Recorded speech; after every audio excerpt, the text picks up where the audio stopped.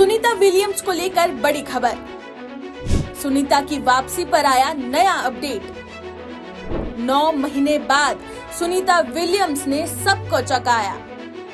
पूरी दुनिया की नजरें पिछले 9 महीने से अंतरिक्ष में फंसे एस्ट्रोनॉट सुनीता विलियम्स और बूच विल्मोर पर टिकी हुई थी, जो 5 जून 2024 से अंतरिक्ष में फंसे हुए थे। लेकिन अब उनको लेकर बड़ी खबर सामने आई है, जिससे पूरे भारत में खुशी का माहौल है, क्योंकि अब सुनीता विलियम्स धरती पर वापसी को तैयार है। आखिर दोनों एस्ट्रोनॉट कब धरती पर लैंड करेंगे? सुनीता विलियम्स धरती पर कैसे आएगी? गुजरात में रह रहे सुनीता के भाई ने उनकी वापसी पर क्या कहा? सुनीता की वापसी में क्या क्या खतरे हैं? आइए एक एक कर सब जानते हैं।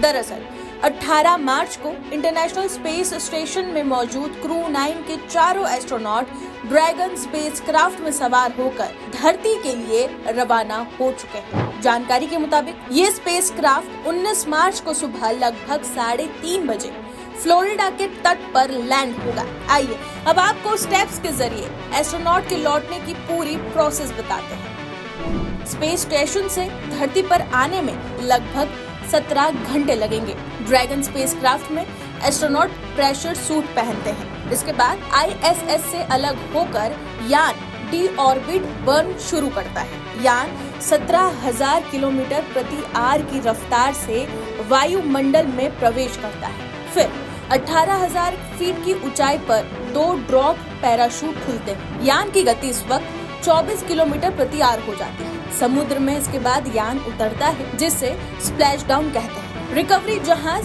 अंतरिक्ष यात्रियों को बाहर निकालने में मदद करता है। तो वहीं आपको आगे ये भी बता दें कि गुजरात में सुनीता विलियम्स के चचेरे भाई दिनेश रावल ने उनकी वापसी पर बड़ा बयान दिया है। उन्होंने कहा कि जब तक वो सुरक्षित वापस नहीं आ जाती, तब तक कोई जश्न नहीं मनेगा। सुनीता की वापसी पर आगे वो और क्या कहते हैं, सुनिए। आनंद तो होता है, पर मन के अंदर एक अलग प्रकार का भाव भी उत्पन्न होता है, और वो भाव ऐसा है कि हमको थोड़ा परेशान कर दे। जब तक वो धरती पर नहीं वापिस आएगी, वहां तक हमको चैन दे।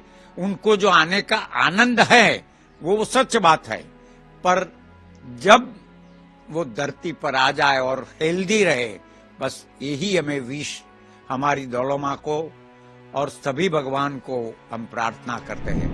आइए अब जानते हैं कि सुनीता की वापसी में क्या क्या खतरे हो सकते हैं। जानकारी के मुताबिक सुनीता की धरती पर वापसी में मुख्य रूप से 3 खतरे हैं। स्पेसक्राफ्ट का वायुमंडल में दाखिल होते समय री एंट्री एंगल बिगड़ा तो भाप बन जाएंगे एस्ट्रोनॉट। दूसरा, अंतरिक्ष में ड्रैगन कैप्सूल 17,000 किलोमीटर प्रति आवर की रफ्तार पर होगा, लेकिन री एंट्री के वक्त स्पीड कम होना बेहद जरूरी है।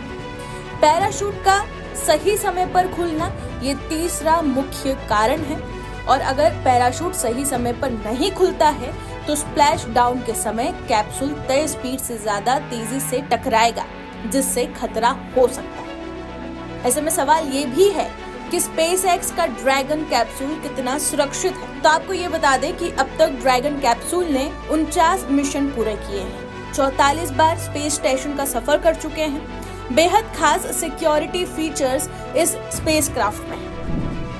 इन सभी पहलुओं को देखते हुए अब नासा की भारतीय मूल की अंतरिक्ष यात्री सुनीता की सकुशल वापसी की उम्मीद पूरी दुनिया कर रही है। इंतजार है तो बस उनके सुरक्षित धरती पर लौटने का।